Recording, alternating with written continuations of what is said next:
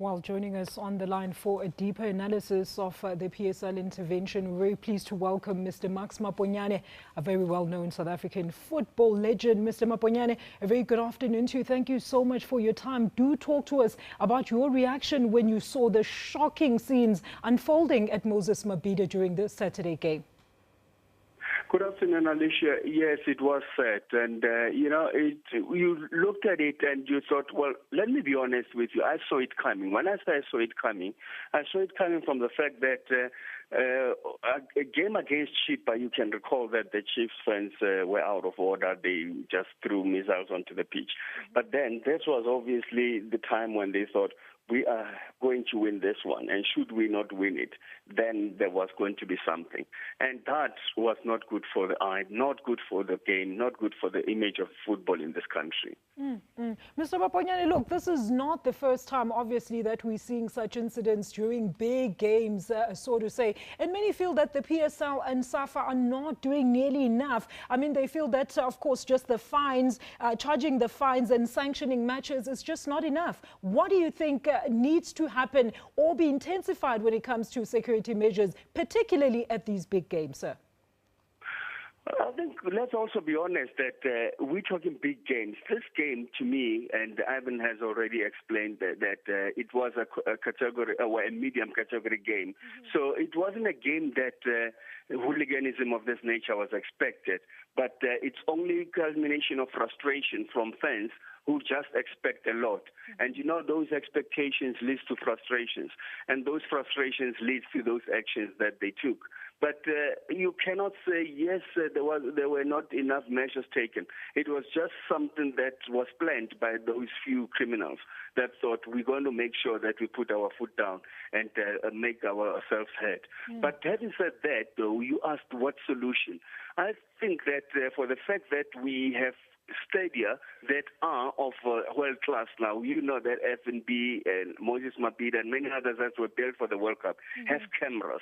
We should take advantage of those cameras and root out those individuals and make an example with them and just make sure that they face the might of law. Absolutely. Marks, in your view, and I mean, I'm so sorry to put you on the spot here, but who do you feel should take the total blame for this incident, and how do you feel they should be punished so that to set a precedent for other games where crowds become uncontrollable?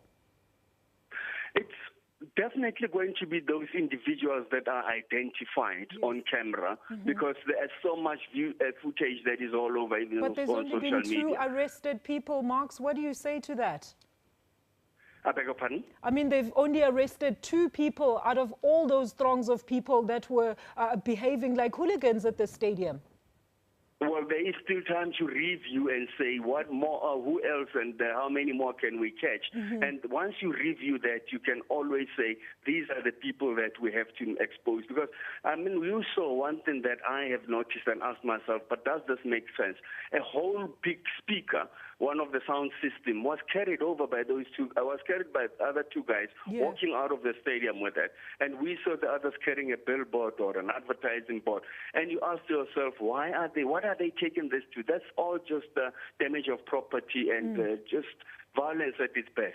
You know, Marks, you spoke about something very profound when we started the interview. You said you could see this coming. I mean, I'm sure even people at home could see that the dissatisfaction of the crowd could lead to something like this. What do you think could be some of the measures that then the refs and the officials on the pitch on the day could then adhere to? Could they stop play to ensure that, it doesn't get to the level that it did on Saturday, sir? Dr. Khoza explained that presence of police will be more important because they are the ones that obviously have to follow the law and have the right to arrest. And these are the times where I don't want this country to end up being like a military country or state that we have been to, where you're playing and then there are guys dressed in military outfit next to you. But we might have to go that route because we have the security people who I have to say they are really helpless as in they are not even armed. You can't expect a lot from them. But when the worst happens, there's so much disrespect to these people. They just go over them, and sometimes not even go over them, knock them down, as we saw that individual being kicked to pieces. And that's just disrespect to everyone around you and to the law itself. Absolutely disrespect. Mark, before I let you go, as a football legend, both on and off the field, I mean, what do you think is the cause of this violence that has now been synonymous with our football games? Is this just pure hooliganism that you mentioned earlier, or you think it's just a lack of proper conduct and ethics by the soccer fans or the stadium management? What do you think?